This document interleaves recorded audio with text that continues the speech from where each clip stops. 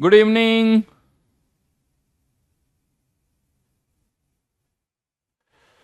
खुश रहो, स्वस्थ रहो, सभी को एक एक मोल आशीर्वाद।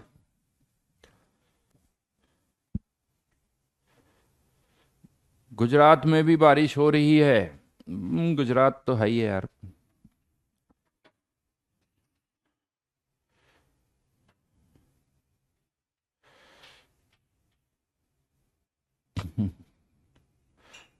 चलिए तो लास्ट क्लास में हमने काइनेटिक स्टार्ट कर दिया था, है ना।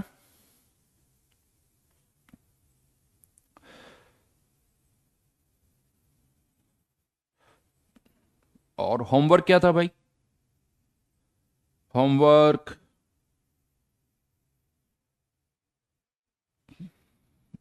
थर्मोडायनेमिक्स 2। तो चलिए लास्ट के 20 मिनट्स में थर्मोडायनेमिक्स 2 डिस्कस करेंगे। ठीक है। ज्यादा आज आज श्योरली आज कंफर्म हम कर ही लेंगे इसको, है ना। तो काइनेटिक्स आगे कंटिन्यू करते हैं। हाँ, लास्ट में ही करेंगे बेटा, मुझे पता है तुम लोगों को लास्ट डिस्कशन सबसे बाद में सर, डिस्कशन सबसे बाद में।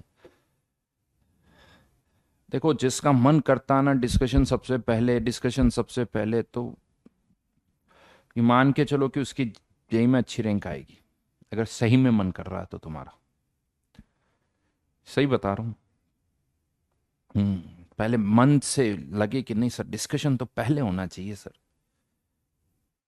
तो समझ जाओ कि हाँ, हम जेई की तैयारी सही तरीके से कर रहे हैं। और जिसको लगता है डिस्कशन मत करो सर, पढ़ा दो पढ़ा दो पढ़ा दो बस केवल, तो कहीं ना कहीं गड़बड़ है बेटा। केमिकल काइनेटिक्स की शीट कितनी बड़ी बेटा? उसमें थ्योरी है, बहुत सारी थ्योरी, ज़्यादा तुम्हारे काम की नहीं है, बता दूं। तुम डायरेक्ट एक्सरसाइज पर फोकस करो। थ्योरी हम क्लास में बहुत डिटेल में पढ़ते हैं, तो इसीलिए थ्योरी से तुम्हारा कोई ज़्यादा कनेक्शन नहीं है।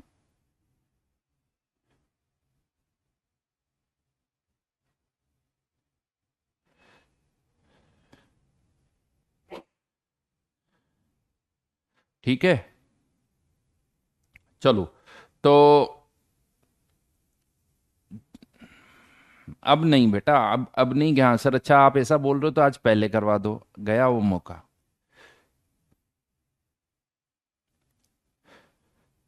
तो लास्ट क्लास में देखा, लास्ट क्लास में हमने क्या किया था काइनेटिक्स में? एक क्वेश्चन किया था। अच्छा, उसके बाद लाइट भी चली गई थी। ठीक है। और मैंने आपसे ये कहा था कि अगर हमारे पास कंसंट्रेशन का टाइम के साथ वेरिएशन पता हो, ठीक है, कंसंट्रेशन का टाइम के साथ वेरिएशन पता हो, तो हमारी सारी प्रॉब्लम सॉल्व हो जाएगी। राइट। हम एवरेज रेट निकाल सकते हैं, इंस्टेंटेनियस रेट निकाल सकते हैं, हम किसी टाइम पर कंसंट्रेशन भी फाइंड आउट कर सकते हैं। बट क्वेश्चन आता है ये कंसंट्रेशन का टाइम के साथ वेरिएशन कैसे आएगा? तो इसके लिए एक लॉ इंट्रोड्यूस किया गया जिसे हम कहते हैं रेट लॉ। तो हेडिंग डाल दीजिए रेट लॉ, जो हमें बताएगा कंसंट्रेशन के साथ टाइम कैसे वेरी करता है, या कंसंट्रेशन टाइम के साथ कैसे वेरी करता है। बिल्कुल भाई, जो भी मैं शीट्स दे रहा हूं, जो भी मॉड्यूल दे रहा हूं, वो मेरे बनाए हुए हैं, मेरे बनाए हुए हैं। और एक्सक्लूसिवली इस बार मैंने उसमें बहुत सारे अच्छे अच्छे चेंजेस किए हैं, उसमें बहुत सारे अच्छे क्वेश्चंस ऐड किए हैं, क्वेश्चन की सीक्वेंसिंग को प्रॉपर किया है, हर पर्टिकुलर टॉपिक पर क्वेश्चन डाला है। तो वो जो मॉड्यूल मैं आपको दे रहा हूँ, यानी सीरियसली स्पीकिंग मुझे खुद बहुत अच्छा लग रहा है, मुझे खुद मज़ा आता है कि हाँ, ये मॉड्यूल मैं डिस्कस करने वाला हूँ। बिकॉज ये बता दूँ, जो उस मॉड्यूल की इवन S1 O1 को भी करेगा ना, ढंग से कर लेगा S1 O1 को भी, तो जेई मेंस में तो एकदम यूँ कह दो कि मक्खन की तरह वो सारे क्वेश्चन कर सकता है, कोई प्रॉब्लम ही नहीं होगी जेई मेंस में। तो आप ये मान के चलो, केवल S1 O1 कर ले तो जेई एडवांस के भी बहुत सारे क्वेश्चन कर सकते हैं, जेई एडवांस के भी बहुत सारे क्वेश्चन कर सकता है, ऐसा नहीं है। बट हाँ, जेई एडवांस के लिए थोड़ी और प्रैक्टिस करनी होगी, और मेहनत करनी होगी, थोड़े और S2 O2 टाइप्स के क्वेश्चन करें, ताकि जेई एडवांस के क्वेश्चन भी लगे कि सर अभी तो ये भी आसान लग रहे हैं।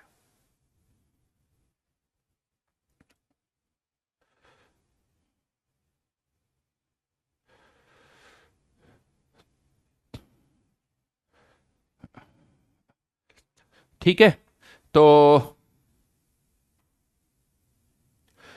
सर संचित कह रहा है सर आपके S1 O1 भी टफ और काफी लेंदी है। तो बेटा यार देखो संचित, हर एक कॉन्सेप्ट पर कम से कम 5-6 अगर डिफरेंट वैरायटी के क्वेश्चंस है तो वो होने चाहिए। कम से कम हर कॉन्सेप्ट पर 2 क्वेश्चन होने चाहिए ताकि एक प्रैक्टिस हो सके, ताकि हमारा फ्लो आ सके। तो उसके हिसाब से जो क्वेश्चंस है ना, उसमें से अब क्वेश्चन हटाना बड़ा मुश्किल वाला काम होता है कि यार ये हटा दूं, तो ऐसा लगता नहीं ये नहीं हटा सकता। जहां रिपीटिशंस था वो सारे क्वेश्चन मैंने हटा दिए। मुझे लगा कि एक ही चीज पर 4-4 क्वेश्चन है तो उसकी कोई जरूरत नहीं है, 1-2 रखो बाकी हटाओ। लेकिन उसके बाद हटाना मुश्किल काम है, उसके लिए प्रैक्टिस इतनी तो चाहिए ताकि हम अच्छी तरह से स्कोर कर सकें। टाइम ज्यादा लग रहा है बेटा सॉल्व करने में, तो दूसरी बार करो कम लगेगा, तीसरी बार करो और कम लगेगा, चौथी बार करो और कम लगेगा। बस यही कहना चाहूंगा। अरे शीट तो मतलब तुम क्या पता, क्या बोलूं मैं तुम्हें। तुम कहोगे सर आप खुद की तारीफ करोगे, लेकिन मैं कह रहा हूं कि सीरियसली बेटा मैंने बहुत टाइम हो गया पढ़ाते हुए, बहुत सारी शीट्स देखी, बहुत सारा। बट लकीली मुझे इस बार पहले बीच में थोड़ा टाइम भी मिला था, तो मैंने शीट्स में काफ़ी कुछ ऐड किया है, काफ़ी कुछ ऐड कर दिया। मतलब ऐड करने के साथ साथ sequence pro, addition is not big deal. ऐसा नहीं कि 10 क्वेश्चन और डाल दिए मैंने, ऐसा नहीं है। सीक्वेंसिंग जो है ना वो बहुत इंपॉर्टेंट है, हर छोटी छोटी चीज़ पर क्वेश्चन होना चाहिए, वो ऐड किया है। चलो तो अब हो गई मेरी बातें बहुत सारी, फिर कहोगे सर क्या तारीफ पे तारीफ, तारीफ पे तारीफ किए जा रहे हो। हम्म। हाँ शीट के बाहर कुछ नहीं आ सकता, कुछ नहीं आ सकता, ये कंफर्म है।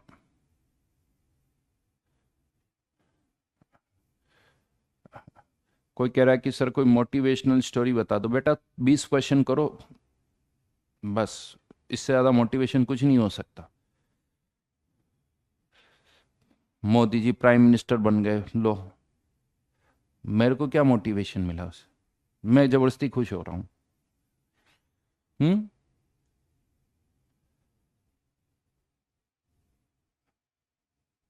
तो भाई खुद 20 क्वेश्चन करो, 10 क्वेश्चन करो, फिर फील करो मोटिवेशन को।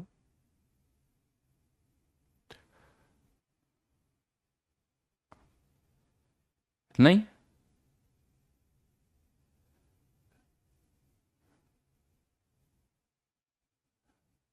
और नहीं तो क्या।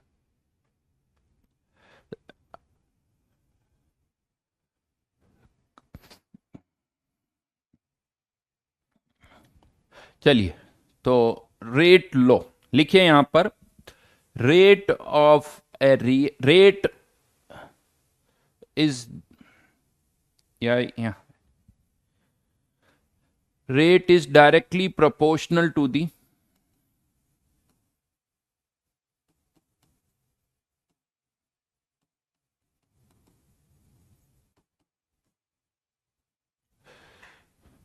product of active masses of reactant, active masses of reactant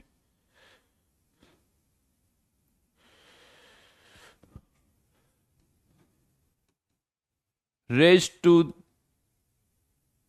the power some numbers which are determined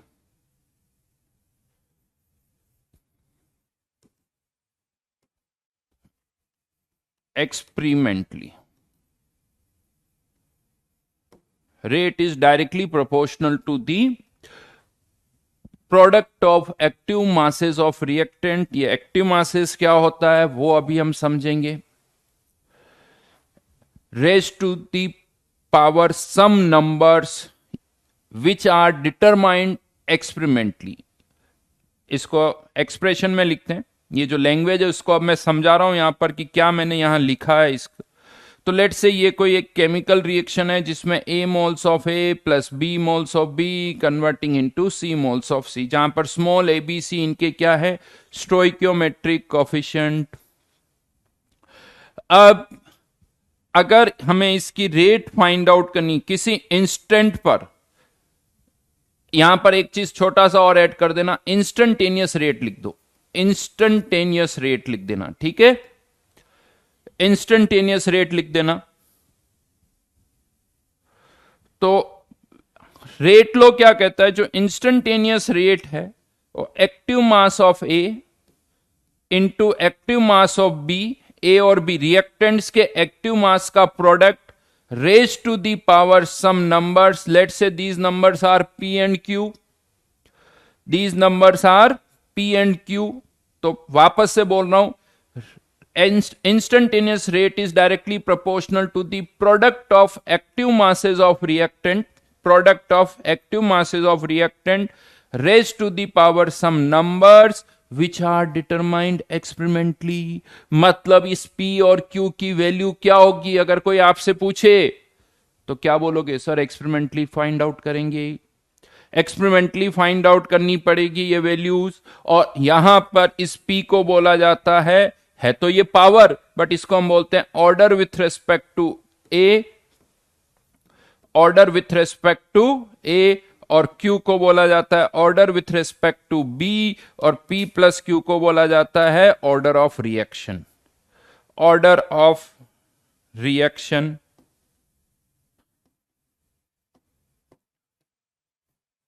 और ये जो वैल्यूज है ये हम एक्सपेरिमेंटली फाइंड आउट करते हैं, और जब हमें एक्सपेरिमेंटली इनकी वैल्यूज फाइंड आउट करते हैं तो ये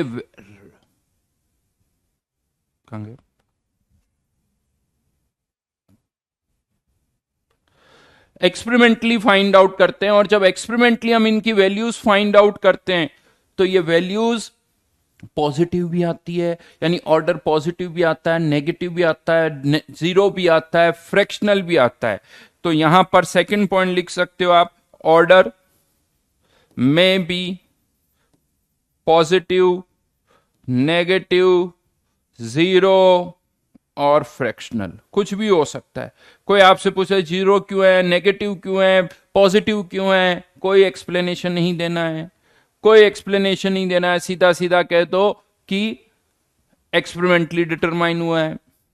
ऑर्डर इज डिटरमाइंड एक्सपेरिमेंटली, मतलब हमें उसे एक्सप्लेन नहीं करना कि वो जीरो क्यों है, नेगेटिव क्यों है, पॉजिटिव क्यों है, फ्रैक्शनल क्यों है।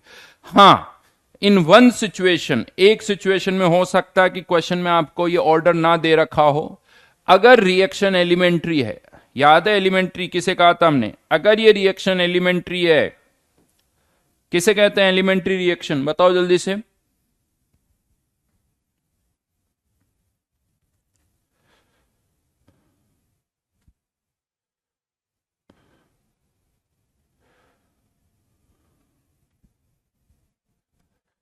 कुछ बहुत महान लोग हैं यहां पर, पता है क्लास में इतने मान, उन्हें ये यहां एक्टिव मास ऑफ ए दिख रहा है, यहां क्यूब दिख रहा है, उनको इतने महान है वो,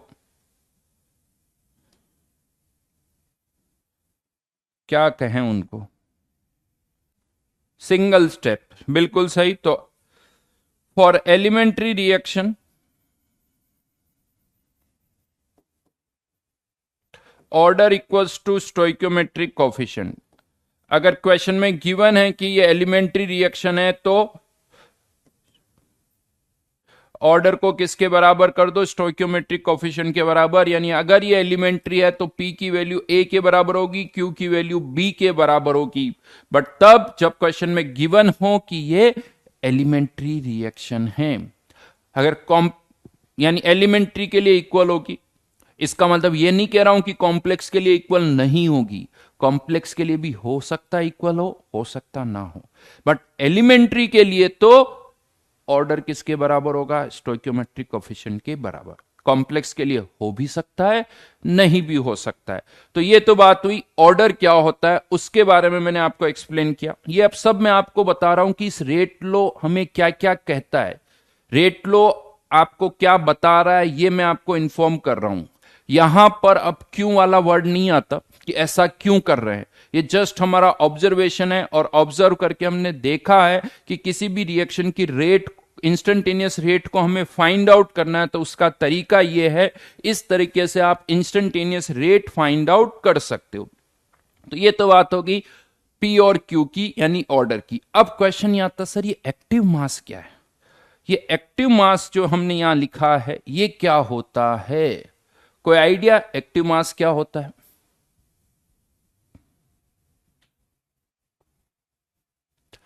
बेटा ये ए और बी नीचे सबस्क्रिप्ट में लिखा हुआ है, ध्यान रखना। Active mass of A, active mass of B, तो ए और बी नीचे सबस्क्रिप्ट में लिखा हुआ है। किसी को लग रहा है कि ये यही नहीं लिखा है यहां पर? Active mass of A, active mass of B, अगर सी लिखना है तो एक्टिव मास ऑफ सी, ऐसे है ये। किसी को लग रहा कि सर यहां ए लिखा तो यहां बी और बी लिखो sir. Molar concentration, mass in gaseous form, concentration, radio active का मास, रेडियो एक्टिव सब्सटेंस आ गए ऐसा, यानी हर एक केमिकल रिएक्शन में रेडियो एक्टिव सब्सटेंस है। मोलरिटी जैसा केमिकल इक्विलिब्रियम में पड़ा था, जो मास रिएक्शन में पार्टिसिपेट करे, वेरिएबल क्वांटिटी कंसंट्रेशन को रिप्रेजेंट करता है।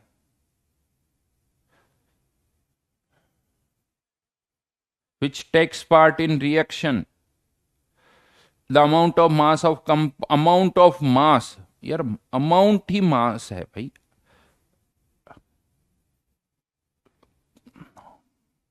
हाँ वो ठीक है। किसी ने लिखा कि विच what is active mass, which actively participate in reaction. अच्छा, एक्टिवली पार्टिसिपेट का मतलब क्या है? जो डांस कर करके, जंप कर करके पार्टिसिपेट करे, रिएक्ट करे, वो एक्टिव मास है ऐसा।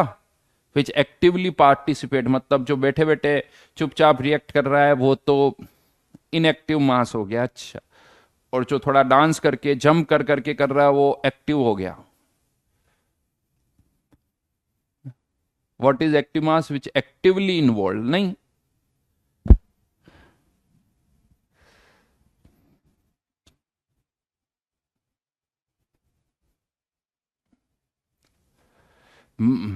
अब मैं बताता हूं,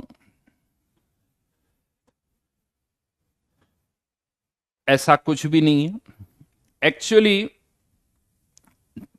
जब हमने बहुत सारी रिएक्शंस की रेट को ऑब्जर्व किया, एक्सपेरिमेंटली उन रिएक्शंस की रेट को हमने ऑब्जर्व किया और रिवर्स कैलकुलेशन की। रिवर्स कैलकुलेशन का मतलब समझते हो? रिवर्स कैलकुलेशन यह कि एक्सपेरिमेंटली रेट फाइंड आउट की और यह देखा कि यहां पर क्या वैल्यूज पुट करें, यहां पर क्या वैल्यूज पुट करें जिससे वो एक्सपेरिमेंटल रेट निकल के आ जाए, है ना। तो यहां पर हमने कुछ रिएक्शंस के केस में क्या किया कि एक्टिव मास की जगह मोलरिटी पुट की और मोलरिटी पुट करके रेट निकाली और उसे एक्सपेरिमेंटल रेट से कंपेयर किया तो मैच कर गई। बट ऐसा कुछ रिएक्शंस में ही हुआ कि मोलरिटी पुट करने से जो रेट निकल के आई वो कुछ रिएक्शंस के केस में ही एक्सपेरिमेंटल रेट से मैच कर रही थी। कुछ रिएक्शंस में हमने देखा कि यहां मोलरिटी पुट करने पर, मोलरिटी नहीं मोलरिटी पुट करने पर जो रेट आ रही है वो एक्सपेरिमेंटल रेट से मैच कर रही है। कुछ रिएक्शंस में हमने देखा कि इनकी जगह अगर हम मोल फ्रैक्शन पुट कर दें तो जो रेट निकल के आती है वो एक्सपेरिमेंटल रेट से मैच कर जाती है। यानी कुछ फिक्स ही नहीं है यार। किसी रिएक्शन में मोलरिटी से आंसर आ रहा है, किसी रिएक्शन में मोल फ्रैक्शन से आ रहा है, किसी रिएक्शन में मोलरिटी से आंसर आ रहा है, और बहुत सारी रिएक्शन में तो अभी भी समझ में नहीं आ रहा कि यहां मोलरिटी पुट करें, मोल फ्रैक्शन, क्योंकि इनमें से किसी से भी नहीं आ रहा, इनमें से किसी से भी नहीं आ रहा। यानी ये कुछ फिक्स ही नहीं है कि यहां क्या पुट करें, हमारे को कुछ समझ में नहीं आ रहा है। कुछ केसेस में मोलरिटी से आंसर आ जाता है, कुछ में मोलरिटी से आ जाता है, कुछ में मोल फ्रैक्शन से आ जाता है। ये फिक्स नहीं है कि क्या पुट किया जाए। यस, ये बहुत बड़ा इश्यू है और रिएक्शन टू रिएक्शन वेरी करता है। तो ये जितने भी साइंटिस्ट है ना, ये सब आप और हमारे लिए मेहनत करते हैं। ये जितने भी पीएचडी स्टूडेंट्स है ये हमारे लिए मेहनत करते हैं। ये पहले लेबोरेटरी में 2-2, 3-3, 4-4, 5-5 साल लगाते हैं अपनी लाइफ के, उससे भी ज्यादा टाइम लगाते हैं केवल एक रिएक्शन पर। 5-5 साल ये लगा देते हैं। खैर उनको पीएचडी की डिग्री मिल जाती है उसके बदले में, ऐसा नहीं है, बट वो ये फाइंड आउट करते कि किस रिएक्शन के लिए क्या पुट करना चाहिए, किस रिएक्शन के लिए कंसंट्रेशन क्या पुट करें। अच्छा, जिन रिएक्शंस में ना मोलरिटी से आंसर आ रहा है, ना मोलरिटी से आ रहा है, ना मोल फ्रैक्शन से आ रहा है, तो उनमें ऐसे किया जाता है कि यार कंसंट्रेशन को एक काम करते हैं, किसी फैक्टर से मल्टीप्लाई कर देते हैं, किसी फैक्टर से। इसको जनरली गामा लिख दिया जाता है और इसको हम बोलते हैं एक्टिविटी कोफिशिएंट। Activity coefficient. तो अब जिनमें ना तो मोलरिटी से आ रहा, ना मोलरिटी से आ रहा, ना मोल फ्रैक्शन से आ रहा, तो उनमें क्या किया जाता है कि कंसंट्रेशन को किसी फैक्टर से मल्टीप्लाई करने किया जाता है और उस वैल्यू को यहां पुट किया जाता है और फिर आंसर मैच कर जाता है, फिर आंसर मैच कर जाता है। तो ऐसा फैक्टर ढूंढा जाता है कि अच्छा, मोलरिटी से भी नहीं आ रहा, मोलरिटी से भी नहीं आ रहा, मोल फ्रैक्शन से भी नहीं आ रहा, तो ऐसे किस फैक्टर से इसको मल्टीप्लाई करें जिससे आंसर आ जाए। That factor is called activity coefficient. तो ये एक्टिविटी कोफिशिएंट फिर फाइंड आउट करते हैं कि अच्छा, इस रिएक्शन का एक्टिविटी कोफिशिएंट ये होगा, इस रिएक्शन का एक्टिविटी कोफिशिएंट ये होगा। इस तरह से कुछ ना कुछ फैक्टर्स ढूंढे जाते हैं ताकि हमारी यूं कह दो थियोरेटिकल रेट किससे मैच कर जाए, एक्सपेरिमेंटल रेट से मैच कर जाए। ये सब करते हैं हर साल। यूं कह दो कि इतनी सारी पीएचडी की डिग्रीज दी जाती, तो ओवर द इयर्स यूं कह दो बहुत सारी रिएक्शंस को इस तरह से स्टडी किया गया। आपको लग रहा कौन करता होगा, हजारों रिएक्शंस है, तो भाई हजारों रिएक्शंस है तो हजारों पीएचडी की डिग्री भी मिल चुकी है, उससे ज्यादा मिल चुकी है। तो उन सब ने ये सारी मेहनत की है और आज हम उस डेटा को यूज करते हैं। लेकिन अब क्वेश्चन ये है कि सर फिर हम क्या करेंगे। चलो मान लिया कि ये तो कुछ फिक्स नहीं है, तो हमें क्या करना है। तो अब यहीं पर ये वर्ड कहां से आया, एक्चुअली फिक्स तो कुछ है नहीं कि क्या पुट करें, तो हमने यहां पर एक वेरिएबल डाल दिया। यानी एक्टिव मास कुछ नहीं, एक वेरिएबल है, इसकी कोई डेफिनेशन नहीं है। What is active mass, answer is active मास। कभी कह सकते हो ये मोलरिटी है, कभी कह सकते हो ये मोललिटी है, कभी कह सकते हो ये मोल फ्रैक्शन है। दैट्स इट, कुछ भी नहीं, डेफिनेशन कुछ नहीं है। अगर क्वेश्चन में दे रखा है कि मोललिटी यूज करो, मोलरिटी कर लेंगे, मोलरिटी यूज करो, मोलरिटी कर लेंगे, मोल फ्रैक्शन यूज करो, मोल फ्रैक्शन कर लेंगे। जो क्वेश्चन में कहा जा रहा है वो यूज कर लेंगे, वो यहां पुट कर देंगे। लेकिन ज्यादातर क्वेश्चन में ऐसा गिवन भी नहीं होता है। तो ये तो बताया मैंने एक्चुअल में क्या होता है, एक्चुअल में क्या होता है वो मैंने आपको समझा दिया। तो next time please active mass की कोई डेफिनेशन मत लिखना। कोई पूछे व्हाट इज एक्टिव मास, पहला जवाब देना एक्टिव मास। फिर पूछे, एक बार और पूछे तो कह दो सर ये कुछ भी हो सकता है, एक तरह का जुगाड़ है, जुगाड़, समझ रहे हो आप, एक तरह का जुगाड़ है, जिससे आंसर मैच कर जाए वही पुट करेंगे, जिससे answer theoretical answer experimental answer से मैच कर जाए वही करेंगे। लेकिन अब अल्टीमेटली जो क्वेश्चंस हमारे में आएंगे, हमें से जो पूछे जाएंगे क्या करना है वो बताता हूं। तो हमें अब यहां पर क्या करना है, तो जब क्वेश्चंस आते हैं और क्वेश्चन में कुछ भी नहीं दे रखा हो तो हम एक्टिव मास को किससे रिप्लेस करेंगे वो बता रहा हूं। तो active mass can be replaced by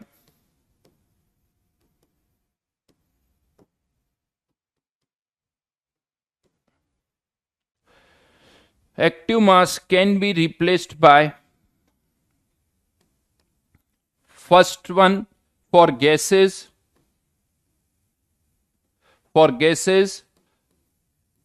either by molar concentration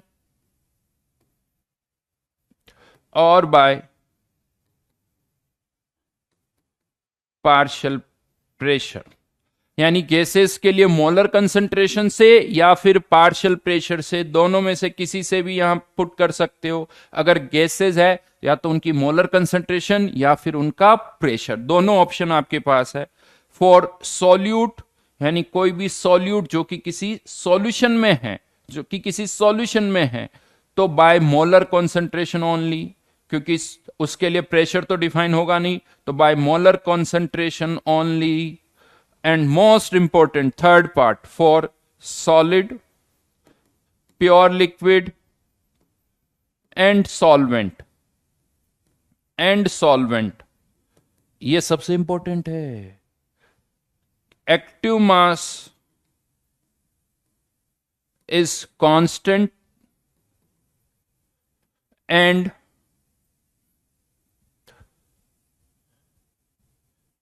active mass is constant, यानी ब्रैकेट में लिख सकते हो इंडिपेंडेंट ऑफ अमाउंट, यानी अमाउंट पर डिपेंड नहीं करता है, मतलब 1 किलोग्राम है या 2 किलोग्राम है या 10 किलोग्राम है, that is active mass is constant, मतलब independent of amount and is merged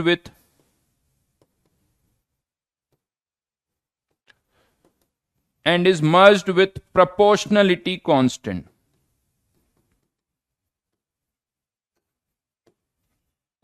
उसको हम प्रोपोर्शनलिटी कांस्टेंट के साथ मर्ज कर देते हैं।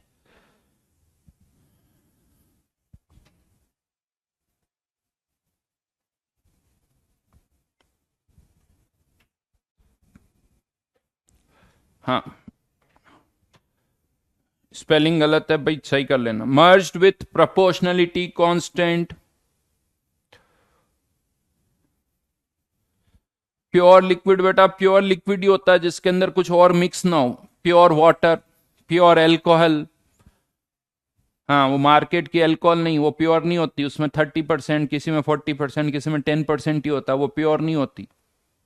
प्योर वाटर, प्योर मतलब प्योर, आइडियल वर्ड क्या है?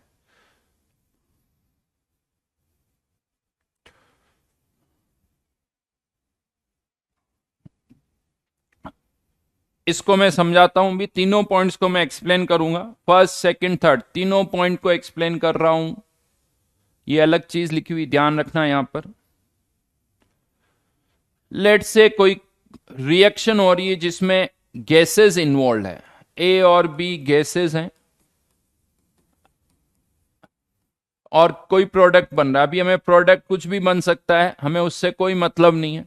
तो यहां पर जो रेट है इज प्रोपोर्शनल टू या तो मोलर कंसंट्रेशन ऑफ ए की power A, molar concentration of A की पावर ए एंड बी की पावर बी, या फिर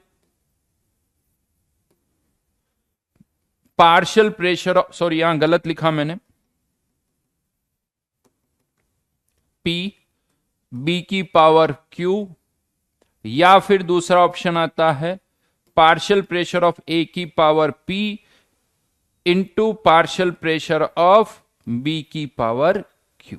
दोनों ही ऑप्शन है, प्रेशर की टर्म्स में भी लिख सकते हो, मोलर कंसंट्रेशन की टर्म्स में भी लिख सकते हो। लेकिन अगर कोई सॉलिड इन्वॉल्व है, let's say carbon solid plus O2 converting into CO2, ये कोई केमिकल रिएक्शन हो रही है और इसकी रेट अगर हमें लिखनी है, तो इसकी रेट हम क्या कह रहे हैं, एक्टिव मास ऑफ कार्बन की power P, active mass of oxygen की पावर Q, लेकिन ये जो टर्म है वो कांस्टेंट है। यानी कंटेनर में आप 1 किलोग्राम कार्बन लो, 2 किलोग्राम कार्बन लो, 3 किलोग्राम कार्बन लो, ये वैल्यू फिक्स है, ये चेंज नहीं होगी, ये कांस्टेंट है। तो ये कांस्टेंट किसके साथ मर्ज हो जाएगा? प्रोपोर्शनलिटी कांस्टेंट के साथ। किसके साथ? प्रोपोर्शनलिटी कांस्टेंट के साथ। यानी केवल क्या बचेगा यहां पर? एक्टिव मास ऑफ ऑक्सीजन की पावर क्यू, जिसको आप मोलर कंसेंट्रेशन की टर्म में भी लिख सकते हो, पार्शियल प्रेशर की टर्म में भी लिख सकते हो। बहुतों को पता है क्या लगता है, गलत स्टेटमेंट, बहुत सारी जनता क्या बोलती है, बहुतों को लगता है सॉलिड्स का एक्टिव मास 1 होता है। क्यों? कि देखो सर यहां 1 लिख दिया, मैंने यहां 1 नहीं लिखा है, आप लोगों को बता दूं मैं, इट इज नॉट 1, ये प्रोपोर्शनलिटी कांस्टेंट के साथ मर्ज हो गया है। सॉलिड, प्योर लिक्विड, सॉल्वेंट का एक्टिव मास 1 नहीं है, ध्यान रखना, वो कांस्टेंट है, उसको हमने प्रोपोर्शनलिटी कांस्टेंट के साथ मर्ज कर दिया।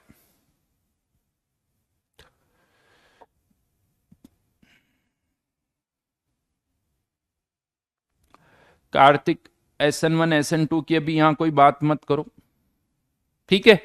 तो अगर कोई भी सॉलिड, प्योर लिक्विड और सॉल्वेंट है तो हम नेक्स्ट टाइम यहां से नहीं स्टार्ट करोगे। अगर दिख जाए सॉलिड है, उसे लिखना ही नहीं है आपको।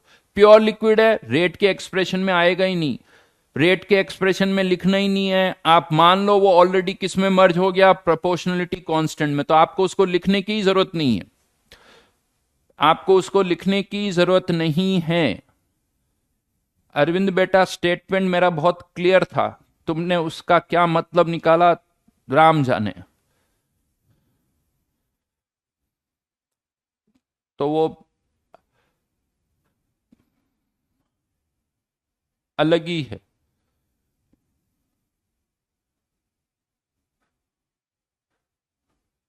जैसा ना कभी जयपुर जो है, लेट से कोई कहता है कि जयपुर जो है वो बड़ा शहर है, फिर कहता है कि जयपुर ईस्ट में है, तो तुमने कह दिया बड़ा शहर ईस्ट में क्यों है, कुछ भी कनेक्ट कर रहे हो।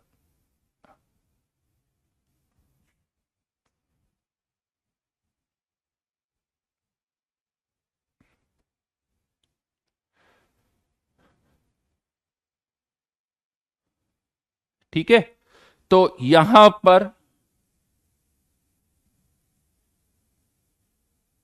कुछ भी लिख सकते हो, प्रेशर लिख सकते हो, मोलर कंसंट्रेशन लिख सकते हो, रूल्स वही है, जो बोला गया वही रूल्स है। तो मैंने अब आपको दूसरी बात बताई। पहली चीज तो क्या समझे आपको कि ऑर्डर क्या होता है, वो समझा दिया। दूसरी बात यह है कि एक्टिव मास क्या होता है, वो भी आपको मैंने समझा दिया। अब मैं आ रहा हूं थर्ड पॉइंट पर, जो यहां पर बीच बीच में कोई कोई पूछ भी रहा था। थर्ड पॉइंट पर आ रहा हूं, ठीक है। और वो थर्ड पॉइंट ये है कि यहां पर अभी तक मैं ये रेट लिखता आया हूं। अब मान लो ये कोई रिएक्शन है और हम मोलर कंसंट्रेशन यूज कर रहे हैं, ठीक है, मोलर कंसंट्रेशन ही यूज कर रहे हैं, कोई प्रोडक्ट बन रहा है, प्रोडक्ट एक दो कुछ भी हो सकते हैं, और रेट हमने यहां पर rate proportional to molar concentration of की power P, molar concentration of B की पावर क्यू। क्वेश्चन मेरा अभी आता है कि ये रेट कौन सी है, जो थोड़ी देर पहले कोई पूछ भी रहा था यहां पर,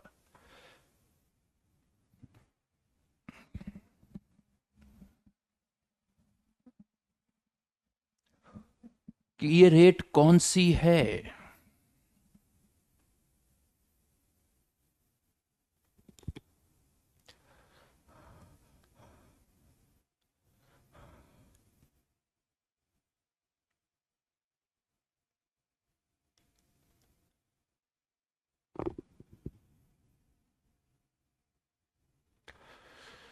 मतलब रेट ऑफ रिएक्शन है, rate of appearance of A है, rate of disappearance of A है, यानी कौन सी रेट यहां पर हम इसको लिखें,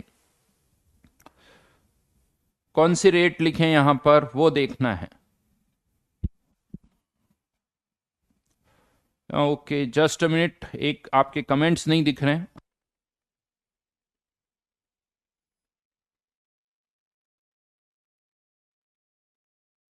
पापा जी, पापा जी, कमेंट्स नहीं दिख रहे यार।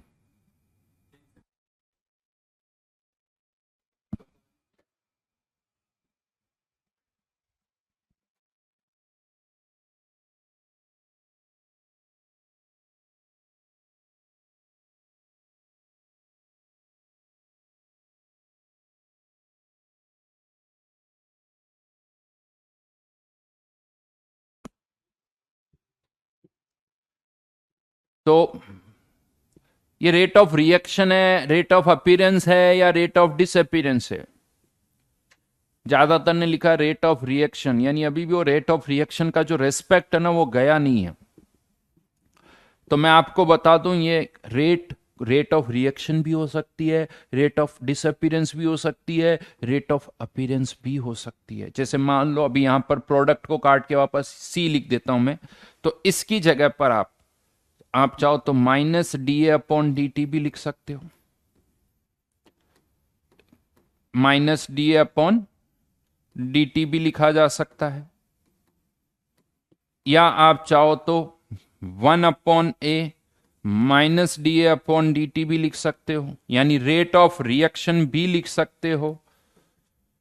आप चाहो तो बी की टर्म्स में भी रेट लिख सकते हो, 1/, यानी D B upon D T भी लिख सकते हो। ऑर्डर चेंज नहीं होगा, चाहे ए की टर्म्स में रेट लिखो चाहे बी की टर्म्स में रेट लिखो, ऑर्डर चेंज नहीं होगा, ऑर्डर तो वही रहेगा, ए की पावर पी बी की पावर क्यू। कोई सी भी रेट लिख सकते हो आप। हाँ, लेकिन उसके अकॉर्डिंग सी की टर्म्स में भी लिख सकते हो, सी की टर्म्स में भी लिख सकते हो, लेकिन उसके अकॉर्डिंग यहां प्रोपोर्शनलिटी कांस्टेंट बदल जाएगा। ये जो प्रोपोर्शनलिटी कांस्टेंट यहां अब हम लिखेंगे, ये प्रोपोर्शनलिटी कांस्टेंट, अगर यहां rate of disappearance of A है, rate of disappearance of A है, तो यहां पर रेट कांस्टेंट, इस के को बोला जाता है रेट कांस्टेंट।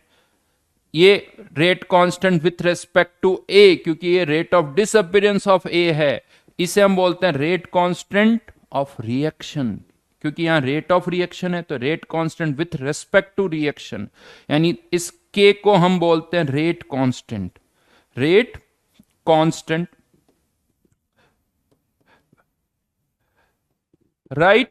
बट इस रेट कांस्टेंट की जो कांस्टेंट वैल्यू होगी वो इस पर डिपेंड करेगी कि यहां रेट कौन सी है। अगर ये rate of disappearance of A है तो रेट कांस्टेंट, ऐसे बोलो, rate constant with respect to A, rate constant with respect to reaction, यहां rate constant with respect to B. हाँ, यहां पर वापस rate constant with respect to reaction ही आ जाएगा, क्योंकि ये भी रेट ऑफ रिएक्शन है।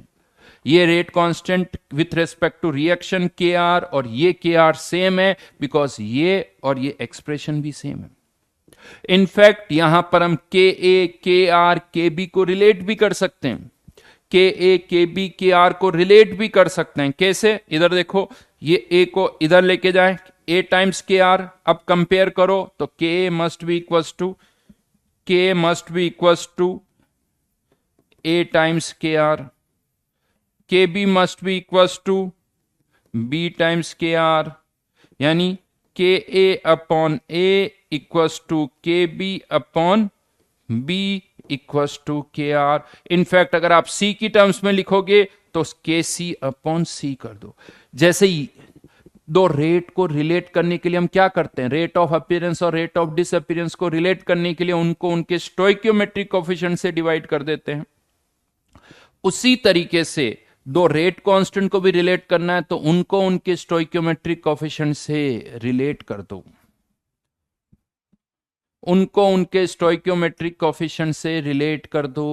जैसे के ए अपॉन ए, के बी अपॉन बी, के सी अपॉन सी, तो दो रेट को हम रिलेट, दो रेट कांस्टेंट को रिलेट किया जा सकता है। अब ये सारे एक्सप्रेशन एक जैसे हैं, आपकी इच्छा हो जो यूज करो, बट हम कौन सा करेंगे, क्वेश्चन में रेट कांस्टेंट कौन सा दे रखा उस पर डिपेंड करता है। जो क्वेश्चन में रेट कांस्टेंट दे रखा होगा हम वो रेट यहां पर लिखेंगे। समझ में आया? थोड़ी देर पहले कोई पूछ रहा था बार बार बार बार, सर रेट कौन सी है, रेट कौन सी है। थोड़ा सब्र रखा करो बेटा, जब चैप्टर खत्म हो जाए ना तब कोई क्वेश्चन बाकी रह जाए तो पूछा करो। मुझे पता है किस चीज को समझने के लिए क्या क्या पता होना चाहिए, बट जैसे जैसे टाइम आएगा, एक ही बार में तो सारी चीजें नहीं बोल सकता हूं ना। एक बार में एक सेंटेंस ही बोलूंगा, फिर दूसरा बोलूंगा, फिर तीसरा बोलूंगा, तब जाके वो पूरा धीरे धीरे कंप्लीट होगा। तुम चाहते हो कि एक रेट लो लिखा नहीं और सब एक साथ बोल दूं, वो तो नहीं हो सकता ना। ठीक है, समझ में आया है बात? पहले बताओ, बात ये समझ में आई? कोई सी भी रेट लिख सकते हो, ये डिपेंड करेगा कि रेट कांस्टेंट कौन सा दे रखा है। और यहां पर मैं आपको बता दूं, ये जो रेट कांस्टेंट है, गिवन रेट कांस्टेंट यानी के ए के आर जो भी है, इसकी वैल्यू कंसंट्रेशन पे डिपेंड नहीं करती है। के ए के आर ये वैल्यू तभी बदलेगी जब टेम्परेचर चेंज होगा। तो यहां पर आप कह सकते हो for a given reaction rate constant depends only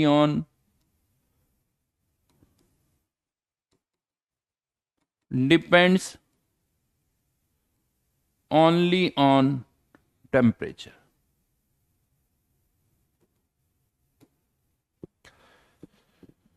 बहुतों को पता है, कंफ्यूजन होता है, सर एक तो आप कह रहे हो ये रेट कांस्टेंट है और इसकी तो वैल्यू वेरी कर रही। अरे भाई, रेट कांस्टेंट की वैल्यू तो कांस्टेंट है, बट वो कांस्टेंट वैल्यू अलग अलग है ना। कांस्टेंट वैल्यू 2 भी हो सकती, कांस्टेंट वैल्यू 3 भी हो सकती है। रिएक्शन हो रही है तब के की वैल्यू चेंज नहीं हो रही है, तब जो के है वो फिक्स रहेगा। y equals to M X plus C. M क्या है? कांस्टेंट है। सी क्या है? कांस्टेंट है। बट सी की वैल्यू तो कुछ भी हो सकती ना। सी की वैल्यू 2 भी हो सकती, 3 भी हो सकती, 4 भी हो सकती, एम की वैल्यू कुछ भी हो सकती, बट एम एंड सी क्या बोलते हैं आप, कांस्टेंट। बट वो कांस्टेंट वैल्यू कुछ भी हो सकती, कांस्टेंट वैल्यू कुछ भी हो सकती। वही चीज यहां पर कि ये के की वैल्यू फिक्स्ड होती है, के की वैल्यू फिक्स्ड है, के बी की वैल्यू फिक्स्ड है। ये तभी चेंज होगी जब टेम्परेचर चेंज होगा। आगे बढ़ें। हाँ जी, क्या कहती है आर्मी? कराची दूर नहीं है, चलें?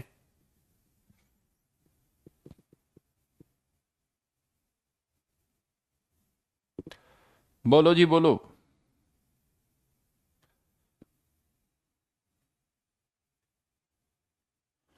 तैयार।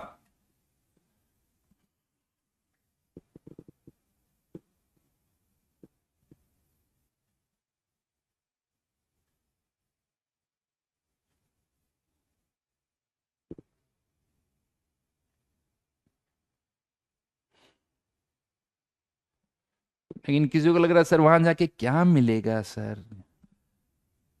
हाँ, कुछ तो है नहीं वहां। छोड़ो, सही बात है, नहीं चाहिए भैया, नहीं। अहमदाबाद में इंडिया पाकिस्तान मैच देखने का तो मन पूरा है भाई।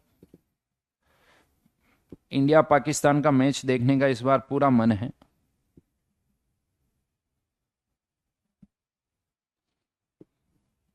15 अक्टूबर को मैच है। नहीं।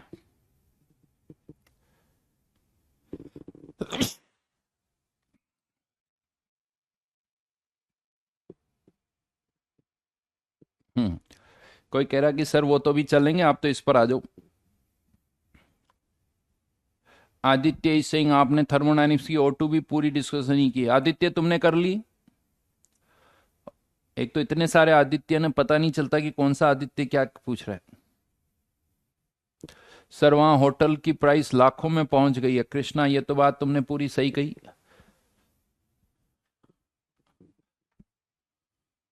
अपन तो सड़क पे ही घूम लेंगे, सोएंगे नहीं, गाड़ी में जाएंगे, गाड़ी में ही सो जाएंगे, फिर आ जाएंगे। हम्म।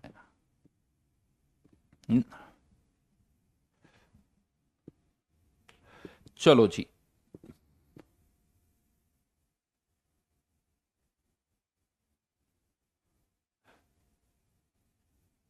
कुमार कह रहा सर मेरे लिए भी टिकट ले लेना। अरे बेटा मुझे ही नहीं मिल रहा यार, कोई है क्या जुगाड़ टिकट का?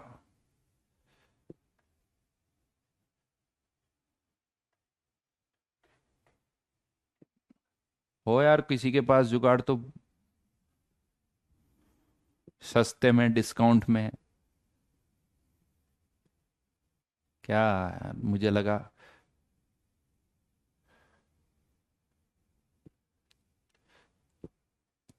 हैं, किसी के पापा बीसीसीआई में नहीं है क्या?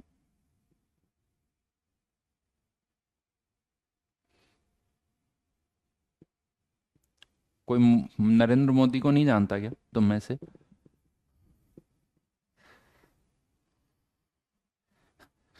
कोई कह रहा सर हम तो सब जानते, वो नहीं जानता मैं।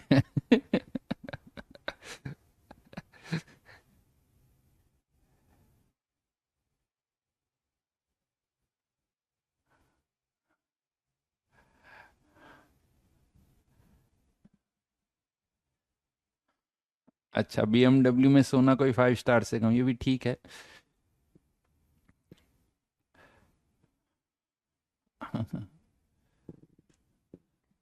चलो अब बातें खत्म, अब वापस इस पर आते हैं। तो आप इसमें से कोई भी एक्सप्रेशन यूज कर सकते हो, ये याद रखना, ये बड़ा इंपॉर्टेंट चीज है, ये बहुत गड़बड़ करता है।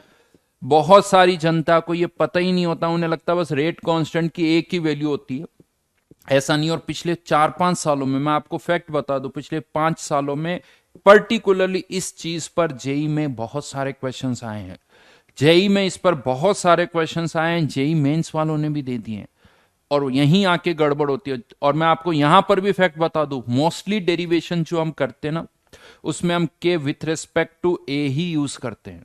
मोस्टली डेरिवेशन जो हम करते हैं उसमें K with respect to A use किया जाता है ज्यादातर में। अब वो पता ही नहीं होता तो इस पर गड़बड़ होती। कौन से क्वेश्चन में जेई के गड़बड़ होगी वो भी बताऊंगा, लेकिन अब वापस यहां पर आ जाओ। पहले फिर से यहां पर आते हैं। अब मोस्ट क्या होगा इस रेट लॉ से? फाइनली आपको यह पता चल गया कि रेट जो है वो कंसंट्रेशन के साथ कैसे वेरी कर रही है, यानी रेट का कंसंट्रेशन के साथ वेरिएशन आ गया। मोस्टली क्वेश्चन के अंदर एक ही रिएक्टेंट होता है, मोस्टली क्वेश्चन के अंदर रिएक्टेंट एक ही होता है, यानी ए की पावर पी, ये वाली टर्म नहीं होगी। अब क्वेश्चन में आपको इस पी की वैल्यू दे रखी होगी, अगर पी की वैल्यू 0 है ना तो पता है रिएक्शन को ही क्या बोला जाता है, जीरो ऑर्डर रिएक्शन। पी की वैल्यू 1 है तो फर्स्ट ऑर्डर रिएक्शन, पी की वैल्यू 2 है तो सेकंड ऑर्डर रिएक्शन। इसी तरह से क्वेश्चन स्टार्ट होता है कि for the first order reaction मतलब पी की value 1, for the second order reaction मतलब पी की वैल्यू 2। पी की वैल्यू पुट कर दो, कंसंट्रेशन यहां पर कंसंट्रेशन को इधर लेके चले जाओ, दोनों तरफ इंटीग्रेट कर दो तो कंसंट्रेशन का टाइम के साथ वेरिएशन आ जाएगा। कंसंट्रेशन का टाइम के साथ वेरिएशन आ जाएगा और वही तो हमें चाहिए था। तो फाइनली ये रेट लॉ से आप क्या फाइंड आउट कर सकते हो? कंसंट्रेशन का टाइम के साथ वेरिएशन। हाँ, वो तब आएगा जब आप इन्हें इंटीग्रेट करोगे। तो अब हम बात करेंगे इंटीग्रेटेड रेट लॉ की। हेडिंग डालिए इंटीग्रेटेड रेट लॉ। बट अब इंटीग्रेट कैसे होगा ये सब ऑर्डर पर डिपेंड करेगा। तो पहला केस ले लेते हैं, zero order reaction. Zero order reaction, let's say ये कोई रिएक्शन है जिसमें एक ही रिएक्टेंट है जो कि किसी प्रोडक्ट में कन्वर्ट हो रहा है, और हमें कहा गया है कि ये जो रिएक्शन है वो एक जीरो ऑर्डर की है, मतलब minus D A upon D T. अब मैंने यहां कौन सी रेट लिखी है? रेट ऑफ डिसअपीयरेंस ऑफ ए। तो यहां पर ये जो रेट कांस्टेंट होगा, रेट कांस्टेंट जो होगा वो किसके रेस्पेक्ट में होगा? ए के रेस्पेक्ट में। लिखा मैंने के है, ये नहीं कि के लिखे या कि आर, के लिखा हुआ है, लेकिन कोई पूछे कि ये रेट कांस्टेंट किसके रेस्पेक्ट में है, तो ये rate constant with respect to A है। क्यों? क्योंकि यहां पर हमने rate of disappearance of A लिखा हुआ है। सिंस जीरो ऑर्डर है तो ए की पावर 0, तो यहां पर ये वैल्यू क्या आ गई? के, जो कि कांस्टेंट है। तो आई थिंक इसको बहुत आसानी से इंटीग्रेट किया जा सकता है। माइनस के डी टी, लिमिट्स क्या लगाओगे? 0 से टी। इधर लिमिट क्या लगाओगे? इनिशियल कॉन्सेंट्रेशन को हम लिखेंगे ए नोट से। इस चैप्टर में इनिशियल कॉन्सेंट्रेशन को ए नॉट, और किसी टाइम टी पर कॉन्सेंट्रेशन को या तो सिंपली ए या ए टी।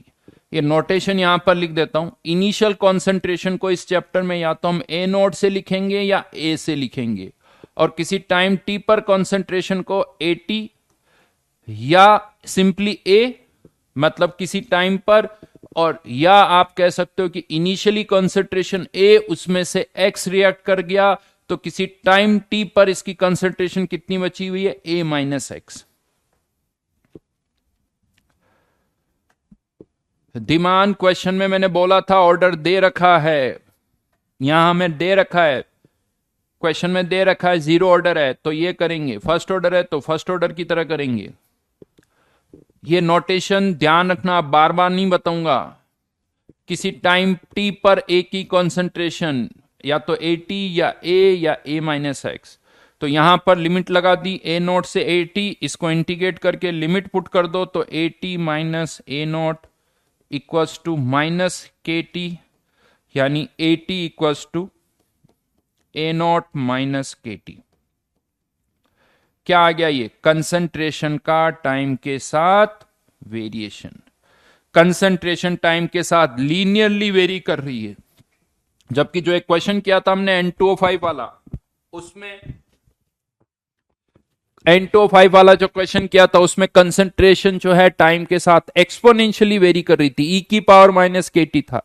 यहां सिंपली के टी, लीनियर वेरिएशन आ रहा है, राइट। तो फाइनली हमारे पास फॉर्मूला आ गया, लेकिन हाँ, ये फॉर्मूला तभी लगेगा जब ऑर्डर 0 होगा, तभी लगेगा। 4 बार बोल चुका हूं, क्वेश्चन में ऑर्डर गिवन होगा, क्वेश्चन में ऑर्डर गिवन होगा, एक्सपेरिमेंटली पता होगा। फिर क्या और बोलूं, कैसे बोलूं, क्या सुनना चाहते हो? बोल तो रहा हूं कि क्वेश्चन में, क्वेश्चन ही ऐसे स्टार्ट होगा, for the given zero order reaction, for the given first order reaction. लेकिन शायद मेरी बात ही नहीं सुनाई दे रही तुम्हें,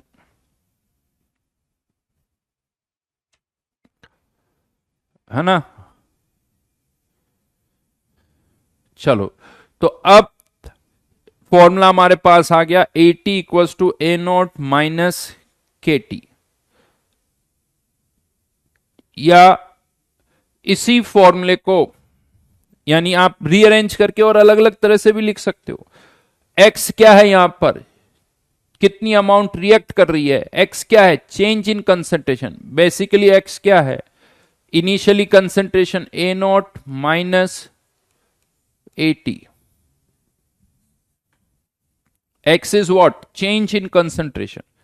कितनी अमाउंट रिएक्ट कर गई, 5 मोल थे, 2 रह गए, तो रिएक्ट कितने कर गए, 5 माइनस 2 3। 10 थे, 2 रह गए, 10 माइनस 2, दैट इज एक्स।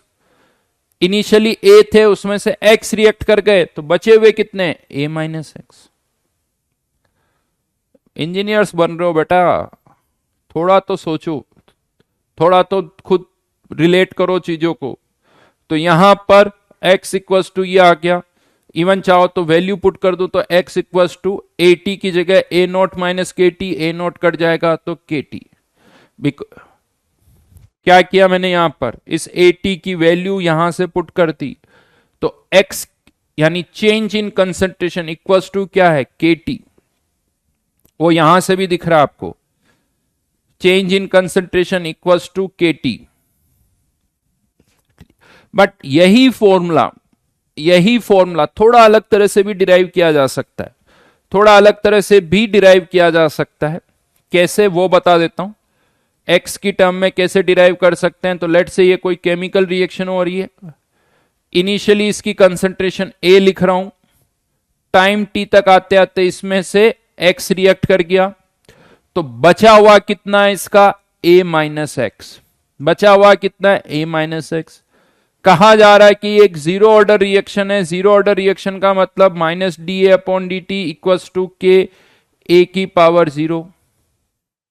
ये क्या है, ये D A upon D T को आप ऐसे बोल सकते हो कि ए को हम डिफ्रेंशिएट कर रहे हैं विथ टाइम। तो यहां पर ए की जगह, कंसेंट्रेशन ऑफ ए की जगह क्या पुट करूंगा, ए माइनस एक्स डी टी। वैसे यहां पर पावर 0 है, तो ए माइनस एक्स लिख भी दोगे तब भी ये तो के ही रहेगा। और इसका डिफरेंशिएशन, ए माइनस एक्स का डिफरेंशिएशन, ए कांस्टेंट है तो कांस्टेंट का डिफरेंशिएशन 0, माइनस माइनस प्लस, तो dx upon D T equals to K. dx equals to K D T.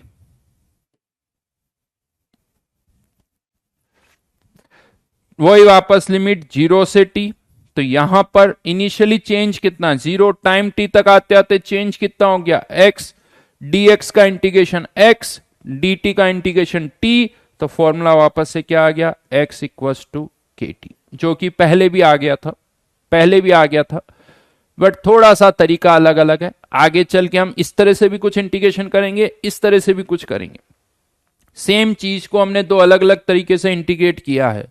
ऐसा क्यों कर रहा हूं मैं, क्योंकि आगे चल के दोनों तरीके से काम नहीं होगा, आगे चल के दोनों में से किसी एक से ही इंटीग्रेट कर पाएंगे।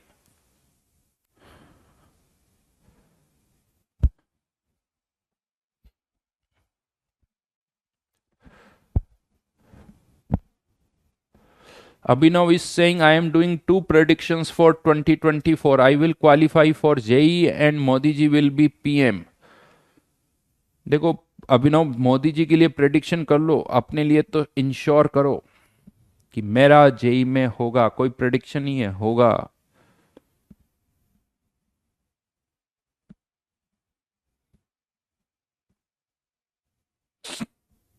समझ लेना बेटा, 3 बार सोचना, बहुत बेसिक चीज बताई मैंने। हाँ, बहुत बेसिक सी चीजें हैं, छोटी छोटी सी। सेम डेरिवेशन हमने किया है। हाँ, ये कोई ऐसी चीज नहीं बता रहा हूं जो कि हाँ आइंस्टाइन के टाइप की है, कि आइंस्टाइन हाई फाई सी चीजें नहीं है, बहुत बेसिक सी चीज है। जो किया है एग्जैक्टली 2-3 बार लिखना, पेन चलाना, सब समझ में आ जाएगा।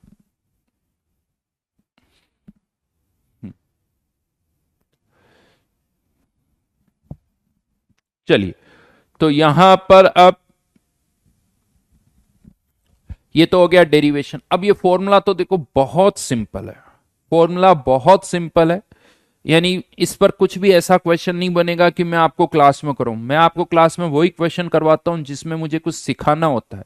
इसमें मुझे कुछ नहीं सिखाना, मैं आपको वैल्यूज दूंगा, ए नॉट की वैल्यू दूंगा, के की वैल्यू दूंगा, टी की वैल्यू दूंगा, आप 80 निकाल लोगे। कुल मिला के या ये कह दो कि चार पैरामीटर्स है, 1 2 3 4। चार में से 3 पता होंगे, चौथा निकालना होगा, दैट्स इट, और कुछ नहीं करना होगा। चार में से 3 पता होंगे, चौथा निकालना होगा, इतना सा क्वेश्चन होगा, और इससे ज्यादा कुछ नहीं होगा। कि इनिशियल कंसंट्रेशन 10 थी, 2 होने में कितना टाइम लगेगा, के की वैल्यू दे रखी होगी। इनिशियल कंसंट्रेशन 20, 5 होने में कितना टाइम लगेगा। इसी तरह के क्वेश्चन होंगे। या इनिशियली कंसंट्रेशन है 20, 10 मिनट के बाद कंसंट्रेशन कितनी रह जाएगी। इनिशियल कंसंट्रेशन है 50, 15 मिनट के बाद कितनी कंसंट्रेशन रह जाएगी। बाकी सारे डेटा दे रखे होंगे, फॉर्मूले में पुट कर दो, आंसर आ जाएगा। यानी केवल फॉर्मूले में वैल्यूज पुट करनी है। हाँ, अब इससे रिलेटेड कुछ और पॉइंट्स हैं, वो मैं आपको बता देता हूं। पॉइंट्स हैं वो मैं आपको बता देता हूं, ताकि एग्जाम में कभी कभी वो पॉइंट्स पूछे जाएं तो हमें सोचना ना पड़े, डायरेक्ट टिक करें कि हाँ ये सही है ये गलत है। तो इन्हें हम कहते हैं characteristics of zero order reaction.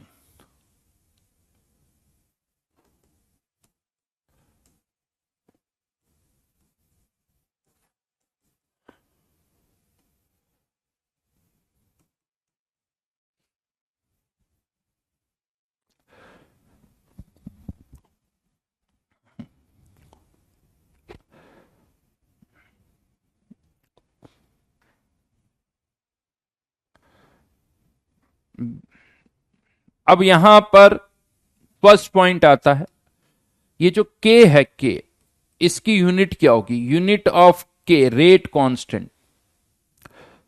तो के क्या था, यहां से अगर अभी हम देखें तो -dA/dt इक्वल्स टू के। इनफैक्ट इसको थोड़ा जनरलाइज कर देता हूं, मान लेता हूं कि किसी रिएक्शन का ऑर्डर एन है, एन की वैल्यू वैसे तो यहां 0 है, बट मान लेते हैं nth ऑर्डर कोई रिएक्शन है। इसकी यूनिट फिक्स है साहब, कितनी है, moles per litre. Moles per litre इसकी यूनिट फिक्स्ड है। यहां पर यूनिट ऑफ के, ये के की यूनिट, और फिर यहां पर मोल्स पर लीटर की पावर एन। इस वाली टर्म को इधर उठा के लाएं तो मोल्स पर लीटर की पावर 1 - n, यूनिट ऑफ के, यूनिट ऑफ के।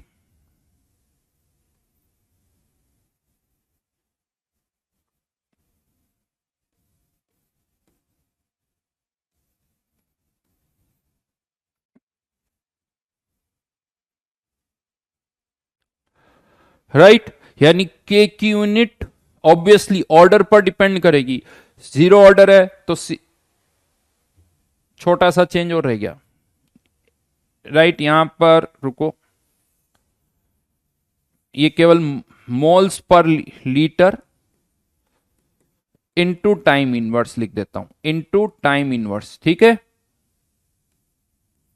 तो यहां पर जब मैं उधर लेके आऊंगा तो मोल्स पर लीटर की power 1 - n into time inverse,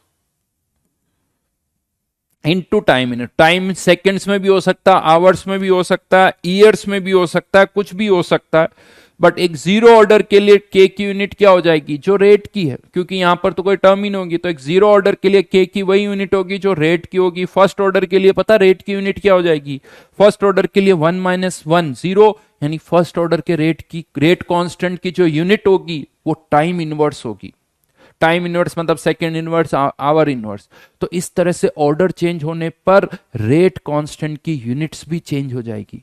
तो ऐसा हो सकता है कि कोई क्वेश्चन आपको दिया जाए और उसमें ऑर्डर दे ही नहीं रखा हो, कि लिखा हुआ ही नहीं हो कि ये जीरो ऑर्डर है, फर्स्ट ऑर्डर है, सेकंड ऑर्डर है, लेकिन फिर भी उस क्वेश्चन में आपको मैं बता दूं ऑर्डर गिवन है।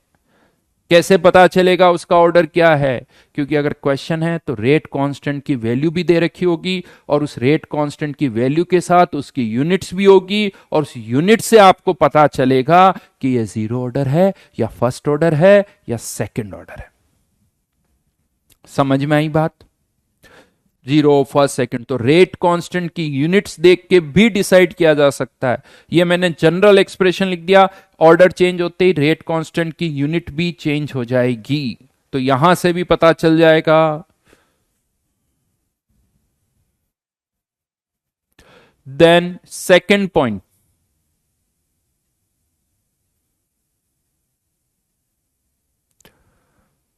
Second point,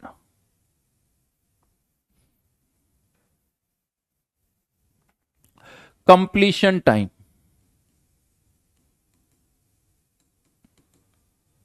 completion time, completion time से क्या मतलब है, नाम से ही समझ में आ रहा है हमें कि वो टाइम जिसमें रिएक्शन जो है वो कंप्लीट हो जाए। मतलब 80 की वैल्यू क्या हो जाए, जीरो। 80 की वैल्यू क्या हो जाए, जीरो, इसे हम कहेंगे कंप्लीशन टाइम। और फॉर्मूला जो हमारे पास है उसमें 80 जीरो कर दो तो A naught minus K T, यानी T equals to A naught upon K. ये कंप्लीशन टाइम है, इतने टाइम में रिएक्शन कंप्लीट हो जाएगी। ये वो टाइम है जिसमें रिएक्शन कंप्लीट हो जाएगी, खत्म हो जाएगी, राइट। चलिए, लेकिन आज हमें अभी थर्मो का डिस्कशन भी करना है, बिल्कुल सही बात है। तो आज के लिए यहीं तक, अभी इसमें और भी पॉइंट्स मैं बताऊंगा, और भी पॉइंट्स मैं बताऊंगा, बट आज का डिस्कशन यहीं तक है। होमवर्क दे देता हूं मैं काइनेटिक्स की शीट में से।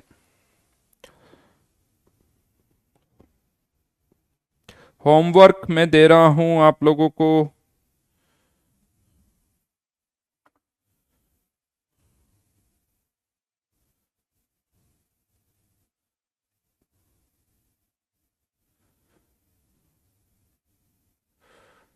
Just a minute.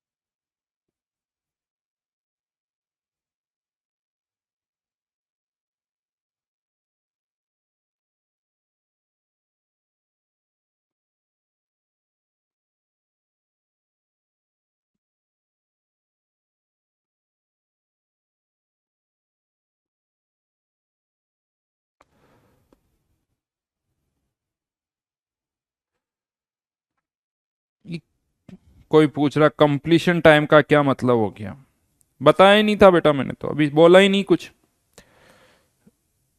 वापस से सुनना।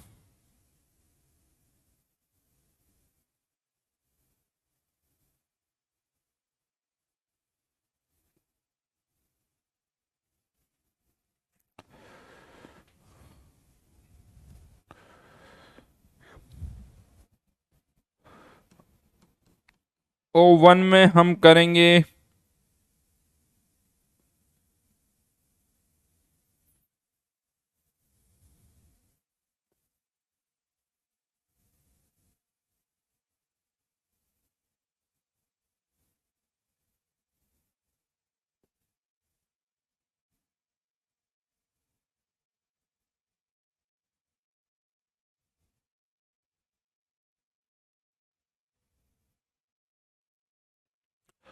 1 से लेके 14 तक। चलो बस यही है काइनेटिक्स की शीट में से। काइनेटिक्स की शीट में से ये ऑर्डर है, सॉरी होमवर्क, ठीक है। काइनेटिक्स का होमवर्क है। अब आ जाइए थर्मोडायनेमिक्स की एक्सरसाइज 2 पर, सॉरी थर्मोडायनेमिक्स 2 के जेई एडवांस पर। थर्मोडायनेमिक्स 2 जेई एडवांस, पहला क्वेश्चन तो लास्ट टाइम बता चुका था।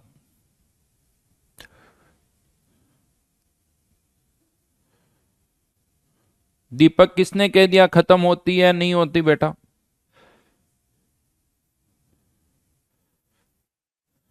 सब करेंगे, थर्ड फोर्थ सारे क्वेश्चन।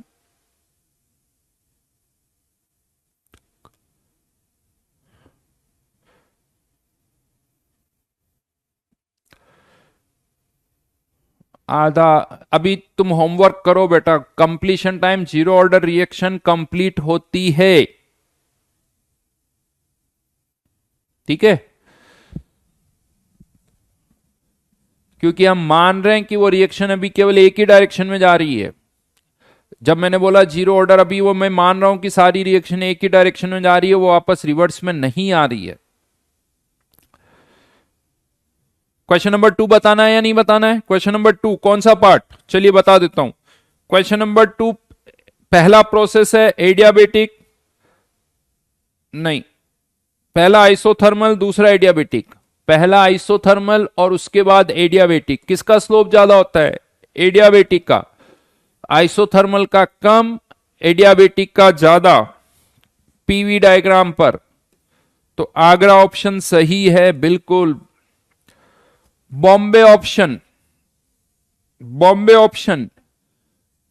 अब ध्यान याद करो, पीटी डायग्राम एक आइसोथर्मल एक्सपांशन, पीटी डायग्राम में आइसोथर्मल में टेम्परेचर कांस्टेंट, एक्सपांशन हो रहा है तो प्रेशर कम होगा, एक्सपांशन हो रहा है तो प्रेशर कम होगा। और एडियाबेटिक प्रोसेस का पीटी डायग्राम बनवा रखा है, नोट्स में देखना। एक एडियाबेटिक प्रोसेस में जो पीटी डायग्राम होता है वो कैसा होता है? Parabola, parabola. और एक्सपांशन हो रहा है तो प्रेशर कम होगा, टेम्परेचर भी कम होगा। एक एडियाबेटिक एक्सपांशन में वॉल्यूम बढ़ता है, प्रेशर और टेम्परेचर दोनों कम होते हैं। नोट्स में ढंग से देखना, और ये क्वेश्चन जेई वालों ने पूछा है, और जिस साल आया है उस साल के नोट्स में भी है ये, उससे 5 साल पहले वाले नोट्स में भी है ये। थर्ड वन एचएस डायग्राम, ये तो बी ऑप्शन है। अब इन्होंने एंथैल्पी वर्सेस एंट्रोपी, तो बस आपको इतना ध्यान रखना है कि enthalpy is the function of temperature. Enthalpy तभी चेंज होगी जब टेम्परेचर चेंज होगा, टेम्परेचर कांस्टेंट तो एंथैल्पी भी कांस्टेंट। तो सी ऑप्शन में फर्स्ट पार्ट में आइसोथर्मल है तो टेम्परेचर कांस्टेंट तो एंथैल्पी भी कांस्टेंट, सही बात है, एंथैल्पी भी कांस्टेंट, एच एस। लेकिन उसके बाद एडियाबेटिक एक्सपांशन है, एडियाबेटिक एक्सपांशन है तो टेम्परेचर कम होगा, एडियाबेटिक एक्सपांशन है तो टेम्परेचर कम होगा, तो एंथैल्पी भी कम होगी, एंथैल्पी भी कम होगी। और रिवर्सिबल है, एडियाबेटिक रिवर्सिबल में इज आइसोएंट्रोपिक प्रोसेस, याद है, एडियाबेटिक रिवर्सिबल इज आइसोएंट्रोपिक। तो कर्व तो वर्टिकल लाइन होगा लेकिन ऊपर नहीं जाएगा, नीचे जाएगा। यही गड़बड़ हो गई, यही गड़बड़ हो गई, इसीलिए सी ऑप्शन गलत है। ये ऊपर नीचे है होता तो ये सही होता, क्वेश्चन में इसको ऊपर बना रखा है। और लास्ट वन सेम चीज, एचएस, ये नीचे बना रखा है।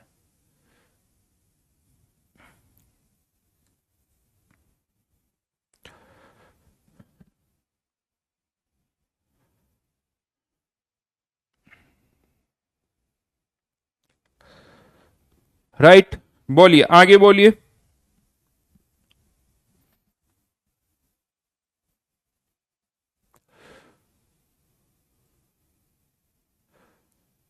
हाँ आंचल, मैं तो यहां पर कुछ और भजन गा रहा हूं, है ना। हर कोई एक्सपेक्ट करता है कि मैं एक साथ 10 लोगों का रिप्लाई करूं। सर आप रिप्लाई नहीं कर रहे हो, मैं तो कुछ बोल थोड़ी रहा हूं।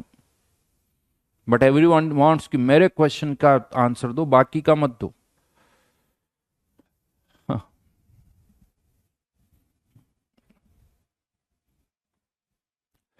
क्वेश्चन पूछो, क्वेश्चन का सॉल्यूशन मिलेगा डेफिनेटली। क्वेश्चन नंबर 3, 4, चलो क्वेश्चन नंबर 3, 4 की बात करते हैं। यहां पर x भी सॉलिड है, y भी सॉलिड है, z गैस स्टेट में।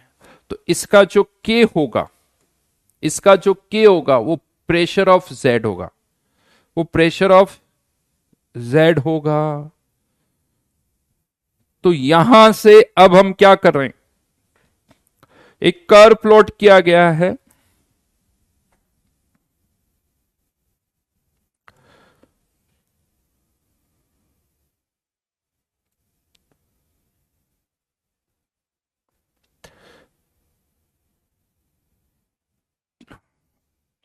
बिटवीन एलन, इस पी नॉट की वैल्यू 1 बार है। ये जो पी नॉट लिखा हुआ ना, दैट इज सिंपली 1 बार। तो इसको लिखना है तो लिखो, नहीं लिखना है तो मत लिखो, कोई प्रॉब्लम नहीं है।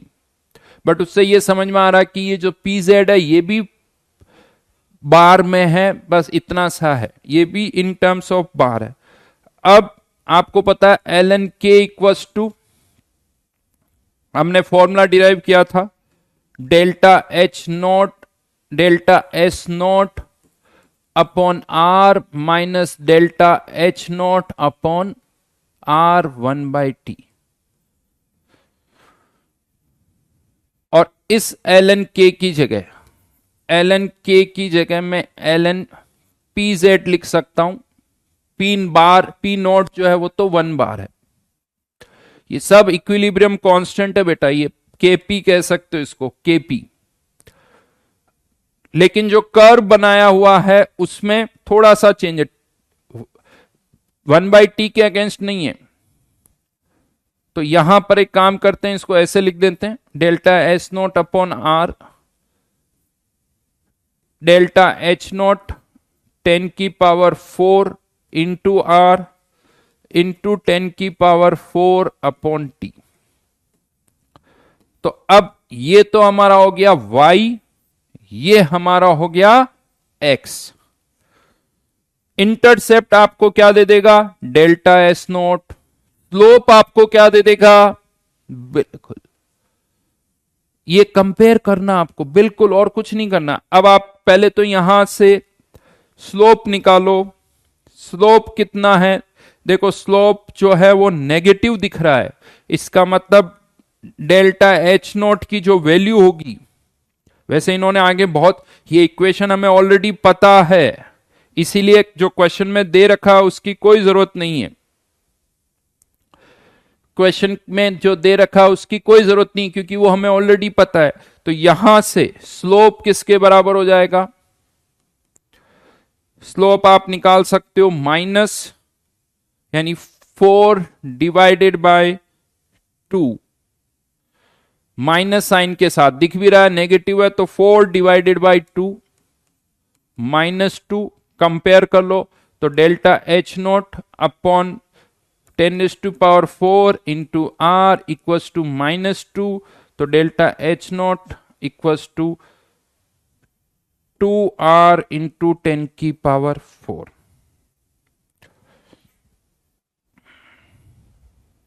वैल्यूज पुट कर देना, आंसर आ जाएगा, डन। अब ये तो एक पार्ट हो गया, और क्या निकालना है, 1000 केल्विन पर डेल्टा एस नॉट की वैल्यू। तो अब आप क्या करोगे, मैं बता, सीधा सीधा क्या करना है, एल एन पी जेड की value -3 delta S naught upon R, L N P Z -3 है, तब इसकी वैल्यू कितनी है 10 delta H naught upon R into 10⁴। जब इसकी वैल्यू कितनी है 10, और ये यहां पर लिख दिया 10 डेल्टा एच नॉट की वैल्यू यहां पुट कर देना, तो यहां से डेल्टा एस नॉट आ जाएगा। वैसे जो इन्होंने पूछा ना delta S not at 1000 kelvin, ये 1000 केल्विन का कोई यूज नहीं है, ये 1000 केल्विन का कोई यूज नहीं है, क्योंकि डेल्टा एस नॉट तो फिक्स्ड है, 1000 पर भी उतना ही, 2000 पे उतना ही, 3000 पे ही उतना ही, 4000 पे।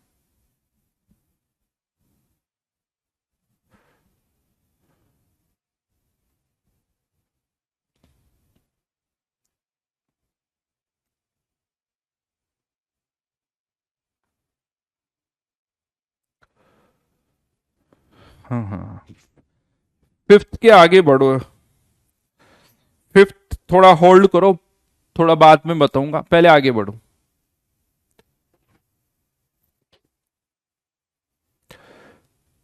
बहुत जगह एस को कांस्टेंट भी माना जाता है बेटा सप्तांशु। फिफ्थ के आगे बढ़ो।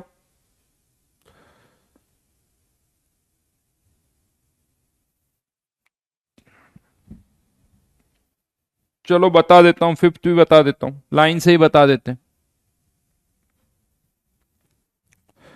क्वेश्चन नंबर 5, क्वेश्चन नंबर 5 में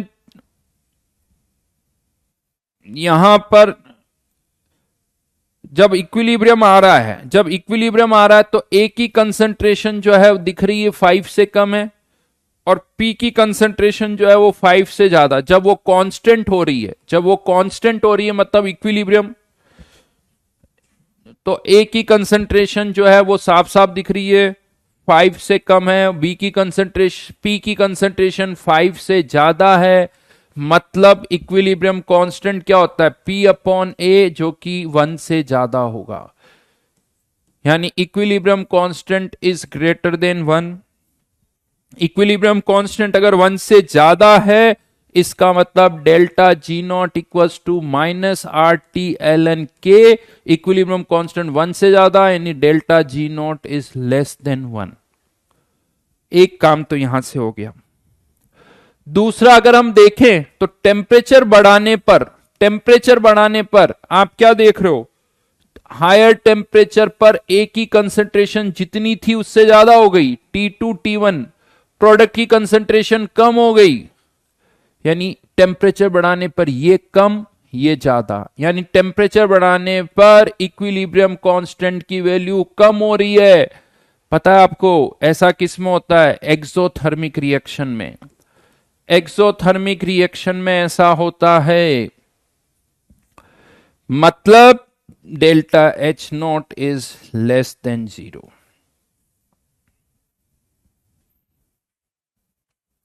बेटा ये सब क्वेश्चन में टाइम लगेगा, जल्दबाजी में कुछ भी नहीं होने वाला। एक एक क्वेश्चन पहली बार करोगे 10-10 मिनट एवरेज लगेगा, 10 मिनट 12 मिनट। जब दूसरी तीसरी बार करोगे ना तब लगेगा कि हाँ अब ढंग से वो कर पा रहा हूं, और वो भी फ्रिक्वेंटली करोगे तब। एंड फाइनली और क्या पता करना अभी, डेल्टा एस नोट, वो भी बड़ा इंटरेस्टिंग पार्ट है। इन्होंने क्या कह रखा है, एल एन के एट T1 टेम्परेचर, ये T1 टेम्परेचर का है, देन एल एन के एट T2 टेम्परेचर का रेशियो जो है is greater then T2 upon T1।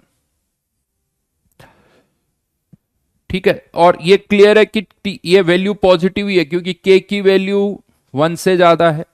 तो एक काम करते हैं, इसको क्रॉस मल्टीप्लाई कर लेते हैं, तो T1 ln k T1 is greater then T2 ln k T2, दोनों तरफ R से मल्टीप्लाई कर दो,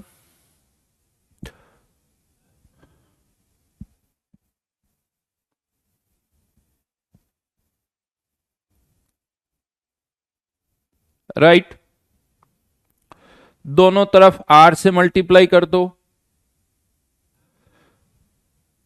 और अब मैं दोनों तरफ माइनस से मल्टीप्लाई कर रहा हूं। माइनस से मल्टीप्लाई करूंगा तो इनइक्वालिटी क्या हो जाएगी, चेंज।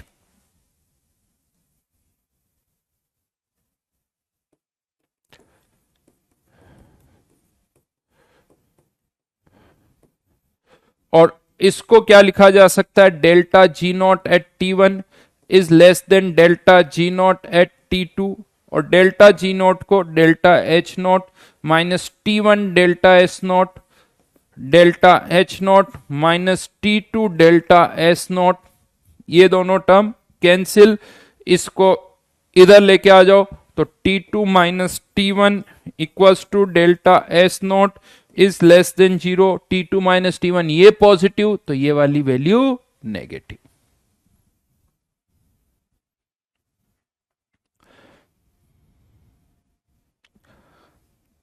इन्हीं क्वेश्चंस को पहले 4-5 बार करो, आराम से करो, छोटी छोटी चीजें मुझसे मत पूछो। हिंट देने के बाद भी अगर ये तो सर हिंट देने के बाद भी फिर भी पूछोगे तो क्या मतलब रहेगा। हाँ,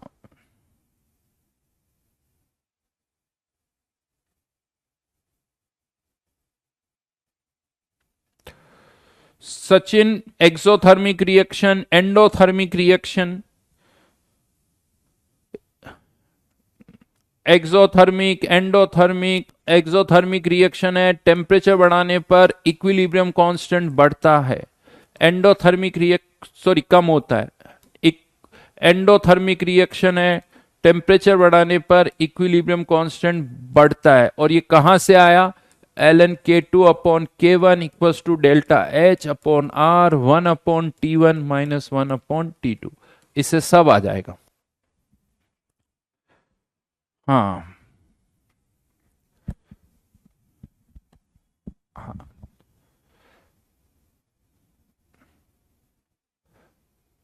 चलिए तो आज के लिए यहीं तक करते हैं,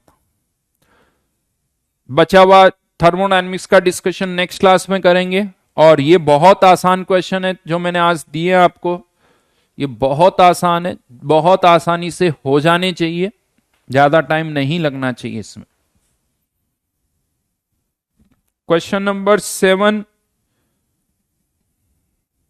थोड़ा बहुत काइनेटिक्स से रिलेटेड है, काइनेटिक्स से रिलेटेड कुछ पोर्शन है 7th क्वेश्चन, वहां थोड़ी काइनेटिक्स यूज हो रही है, फॉर्मूला यूज हो रहा है, ज्यादा तो कुछ नहीं, बट आरएनएस इक्वेशन यूज हो रही है। थर्मोडायनेमिक्स 2 ही चल रही है, अभी करते रहो, बहुत सारे क्वेश्चन है उसके अंदर, थर्मोडायनेमिक्स 2 के ही क्वेश्चंस करते रहो, ठीक है। बहुत है होमवर्क, इससे ज्यादा जरूरत नहीं है, बाकी नेक्स्ट क्लास में बताऊंगा।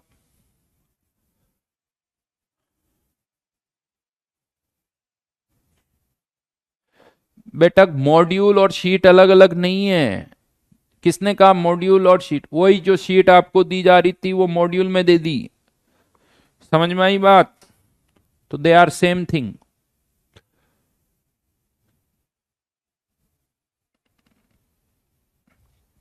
Bye bye.